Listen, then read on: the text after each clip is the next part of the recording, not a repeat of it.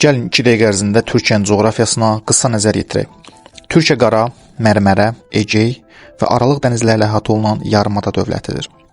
Ölkə ərazisinin yarıdan çoxu hündürlüyü 1000 metrdən yüksək olan ərazilərdən ibarətdir. Şimalında Pond, cənubunda isə Tavr dağları silsilə şəklində qərbdən şərqə doğru uzanır. Mərkəzi hissəsində Anadolu yaylası yerləşir.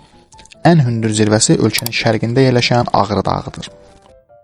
Türkiyə mühüm zəlzələ zonası olan Alp-Himalay geosinklinal qurşağa daxil olduğu üçün burada tarix boyu çox böyük və dağıdıcı zəlzələlər baş vermişdir. İqtisadi baxımdan ən əhəmiyyətli şəhər olan İstanbul da xeyli riskli ərazidədir. Ən bol sulu çayları ölkənin şimal hissəsində yerləşir. Xüsusən də mərkəzi hissəsində iqlim quraq olduğundan çay və göl sistemi nisbətən zəifdir. Paytaxtı adətən İstanbulla qarışdırılan Türkiyənin 86 milyon əhalisi mövcuddur. Azərbaycan da daxil 8 dövlətlə quru sərhəddinə malikdir.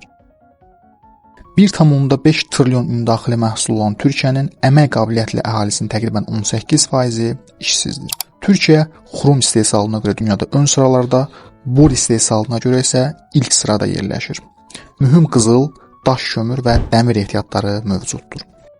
Türkiyə aparıcı kənd təsərrüfatı olan ölkələrdən biridir. Aralıq dənizi sahilində üzüm, zeytun, sitrus meyvələri, Qaradəniz sahili münbit torpaqlarda isə günəbaxan və tütün becərilir. Türkiyə dünyadakı fındıq ehtiyatının 70%-nə sahibdir.